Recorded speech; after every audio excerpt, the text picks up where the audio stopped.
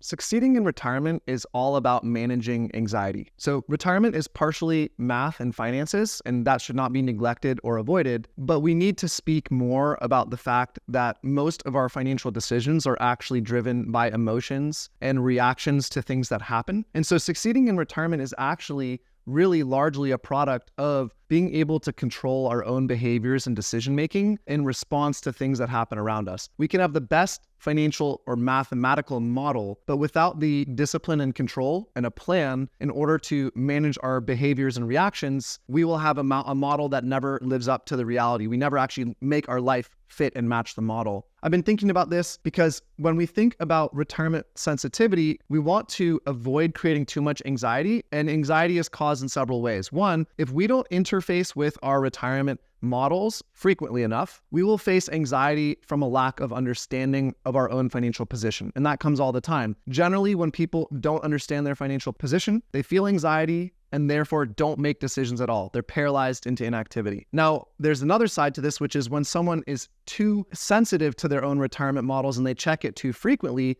now they start making impulsive decisions as a result of panicking because of the emotional impact of checking something too frequently. And we can see something analogous to this in weight loss or health. If you weigh yourself every hour, every day, you'll create a complex. You'll end up with an OCD-like complex about it. And you'll be so reactive because it's just too frequent to check in, and checking in that frequently actually does nothing other than screw you up psychologically. Now, conversely, if you never check your weight or only check it once a month or once a year, we're avoiding checking something, and therefore we'll have anxiety because we will know that in the background something is happening without us really knowing exactly what's happening. Now, there's a solution to this, and the solution to this is finding the right frequency to check in on your retirement plan. And I want to show a quick chart on the screen that reminded me and prompted this train of thought. I pulled this screenshot up on the screen because this is kind of what helps put this all together. When we think about how to reduce the likelihood that we will make impulsive decisions, or the opposite likelihood that we will be paralyzed into inactivity, what we really want to do is reduce the sensitivity or desensitize ourselves to the possibility of circumstances happening that feel outside our control. And the way we do that is we interface and interact with our retirement plan with a regular, appropriate frequency that helps us feel like we understand things. So we have a base in comprehension and don't feel out of touch with what's happening around us and how that could influence our retirement plan. Now, the particular of this is that there is an appropriate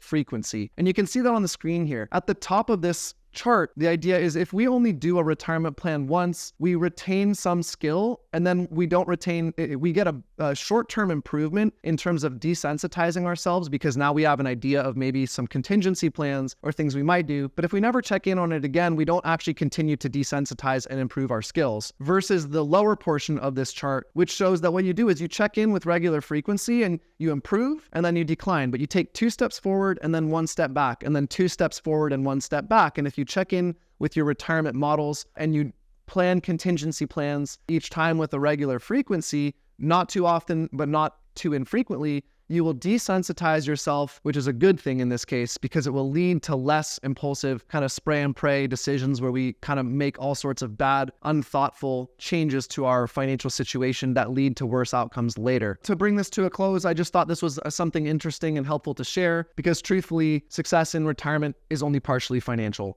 Most of retirement problems happen because of impulsive decision making where we change things or we don't have great contingency plans in place for when things don't go our way. Anyhow, I hope you found this video thought-provoking and helpful. Please share any thoughts or comments you have in the comment section below this video about how you might be implementing a strategy like this on your own, or if you have suggestions for other viewers that might help them desensitize and therefore execute on fewer impulsive decisions. That would be an awesome collaboration. As a separate aside, we just released a 6-part, almost 75-minute video series. Each of them is about 10 to 12 minutes that are free, that teach you how to build a retirement plan and answer most of the burning retirement questions through the lens of cash flow. So it's a very particular method and it's very detailed. This video series is not for the faint of heart, but it is available for free. And if you'd like it, you're more than welcome to fill out any form on our website and we'll send you the entire video series along with access to our financial planning tool and all the models that were shown in the video series straight to your email inbox for free. You can also get that by clicking the link in the description to this video below that says learn more, and we'll send you that free video series. In addition, if you're interested and you'd like to speak to our fee-only fiduciary financial planning team